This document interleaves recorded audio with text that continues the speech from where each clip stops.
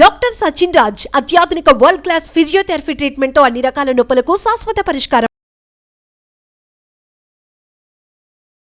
నమస్కారం, సుమన్ టీవీకి స్వాగతం. ఈ 2024 ఆంగ్ల నూతన సంవత్సరంలో ద్వాదశి రాశుల వారికి ఏ రకంగా ఉండబోతుంది, ఏ గ్రహాలు ఏ స్థానాల్లో ఉన్నాయి, వాటి ప్రభావం ఏ రకంగా ఉండబోతుందనే విషయాన్ని తెలియజేసేందుకు మనతో పాటు ఉన్నారు జ్యోతిష్య రత్న జ్యోతిష్య చక్ర వైభవ నిపుణ డాక్టర్ రాళ్ళపల్లి రవికుమార్ గారు. గురుగారు నమస్కారం అండి. నమస్కారం.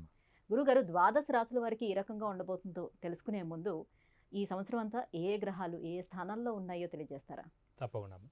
శరదిందు సమాకారే పరబ్రహ్మ స్వరూపిణి వాసరాపీఠ నిలయే సరస్వతి నమోస్తుతే.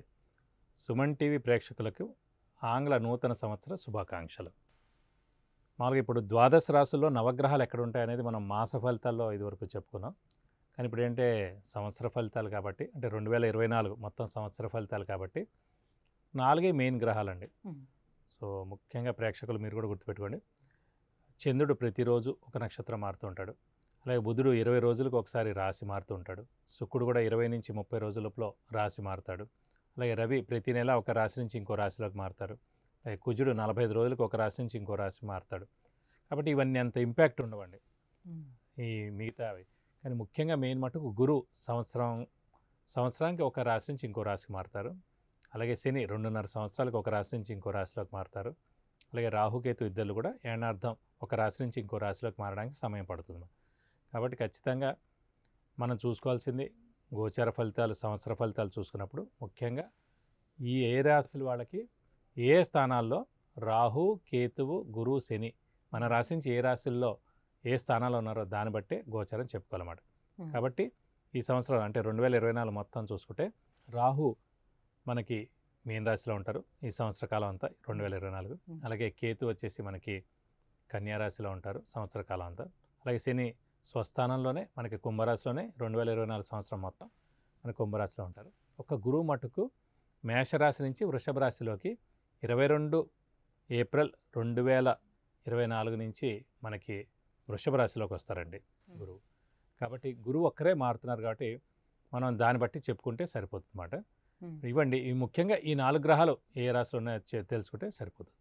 గురుగారు, తులారాశి వారికి ఈ సంవత్సరం అంతా ఏ రకంగా ఉండబోతుంది? వాళ్ళు ఎలాంటి పరిహారాలను పాటించుకోవాల్సి ఉంటుంది? గ్రహ స్థితిగతులు ఏ రకంగా ఉన్నాయి? తప్పకుండా. తులారాశి అనగానే మనకి చిత్త 3-4 పాదాలు, స్వాతి 1-2-3-4 పాదాలు, విశాఖ 1-2-3 పాదాలు. సాధారణంగా తులారాశి అనగానే త్రాసు అంటే చాలా స్ట్రైట్ ఫార్వర్డ్గా, బ్యాలెన్స్డ్గా, నీతి నిజాయితీగా, కరెక్ట్గా ఉండేవాళ్ళు తులారాశిలో ఉంటారు.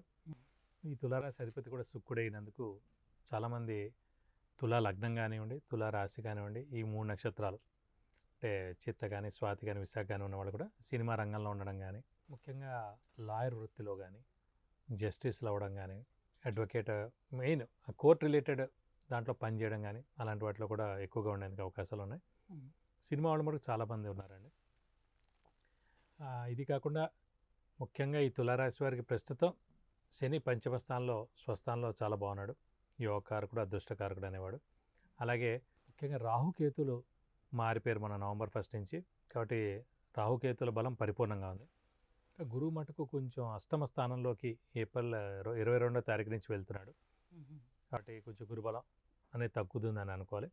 కాబట్టి ఎలాంటి మెయిన్ పనులు అంటే ముఖ్యంగా వివాహం కానివ్వండి, సంతాన విషయం కానివ్వండి, ఉద్యోగం కానివ్వండి, ఫారెన్ కానివ్వండి, లేదా విద్యార్థులు కానివ్వండి, బాగా కష్టపడడం అనేది మటుకు ఏప్రిల్ లోపల చేస్తే ఉత్తమం. ఎందుకంటే ఏప్రిల్ 22 తర్వాత నుంచి గురుబలం తక్కువగా ఉంటుంది కాబట్టి పనులన్నీ ఆలస్యంగా, స్లోగా, మీడియంగా, తక్కువగా పర్సంటేజ్తో మనకు పనులు అవ్వడం ఇవన్నీ కూడా జరుగుతుంటాయి. కాబట్టి ఏప్రిల్ లోపల మనం కష్టపడ్డాం అనుకోండి, దాని రిజల్ట్ నెక్స్ట్ మంత్స్లో వచ్చినా కూడా మంచి రిజల్టే వస్తుంది. అంటే శుభగ్రహాలన్నీ కూడా ఏ ఇంటికి వెళ్ళినా ఆ ఇంటికి శుభం చేస్తాయని అట్లా ఏముండదా? అలా ఏం లేదండి. ఏదైనా సరే గురువు అనేవాడు మటుకు మన రాశి నుంచి 2, 5, 7, 9, 11 స్థానాల్లో ఉన్నప్పుడే గురుబలం. అప్పుడే మనకి దైవబలం, దైవానుగ్రహం, హెల్ప్ చేయడం అన్నీ ఉంటాయి. వేరే రాశుల్లో ఉన్న ముఖ్యంగా 6, 8, 12 స్థానాలని దుస్థానాలు అంటారు. 6వ స్థానం అనుకోండి డెట్స్, మిజరీస్, ఎనిమీస్, అప్పులు, శత్రువులు, అనారోగ్యం. 8వ స్థానం అనుకోండి యాక్సిడెంట్స్, ఆయుష్, మరణాలు లాంటిది. 12వ స్థానం అనుకోండి ఖర్చు, నిద్ర.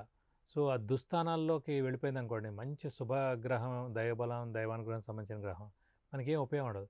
వాడు చెడేం చేయకపోవచ్చు, కానీ బలాన్ని ఇవ్వలేకపోతే వేస్ట్ కదండి. మంచి చేయలేకపోతే వేస్టే కదా. చెడు చేయకపోయినా పర్లే కానీ మంచి చేయలేదు అనుకోండి, మంచి అంటే ఏంటి, మంచి ఉద్యోగం రావడం, ప్రమోషన్ రావడం. మనకి ఎప్పటి నుంచో ప్రమోషన్ వెయిట్ చేస్తున్నాం, మనకి రావాలి. ఉద్యోగం ఎప్పటి నుంచో మంచిది అనుకుంటున్నాం, రాలేదు.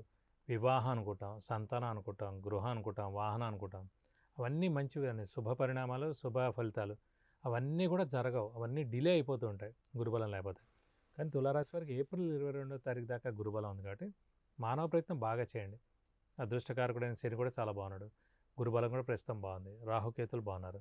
ఇప్పుడు ఏదైనా కష్టపడిపోతే ఏప్రిల్ దాకా మనకి తర్వాత 1 ఇయర్ గురుబలం లేకపోయినా కూడా ఈ కష్టపడిన దానికి మనకి మెటీరియలైజ్ మటుకు ఏడాదిలోనే అవుతుంది కాబట్టి నష్టమే లేదు. కానీ ఏప్రిల్ తర్వాత నుంచి మనం మేల్కొని అప్పుడు మెల్లిగా మంచి ఎంసెట్ ఎగ్జామ్ బాగా రాద్దాం, హార్డ్ వర్క్ చేద్దాం, అలాగే ఉద్యోగ ప్రయత్నం చేద్దాం, వివాహ ప్రయత్నం చేద్దాం, సంతానం గురించి ప్రయత్నిద్దాం, గృహం, వాహనం ఇలాంటివి అంటే కనుక అంత బలం లేదు కాబట్టి అంత మెటీరియలైజ్ అయ్యేందుకు అవకాశాలు తక్కువగా ఉంటాయి.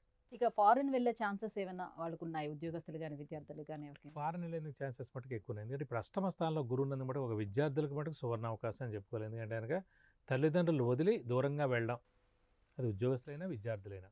అష్టమ స్థానంలో గురువు ఉన్నప్పుడు అంటే మన జాతకంలో కూడా లగ్నం నుంచి అష్టమ స్థానంలో గురువు ఉంటే కనుక ఖచ్చితంగా తల్లిదండ్రులు దూరంగా ఉండి చదువుకోవడం. అంటే మరీ చిన్నపిల్లలు ఎలా దూరంగా ఉంటారని అనొచ్చు. కొంతమంది హాస్టల్లో ఉన్నట్టు కొంతమంది తండ్రే వేరే ఊర్లో జాబ్ చేస్తుండొచ్చు, అతను ఎక్కువ కాలం అక్కడ ఉండి తక్కువగా రోజులు ఇక్కడ ఉంటూ ఉండొచ్చు అన్నమాట.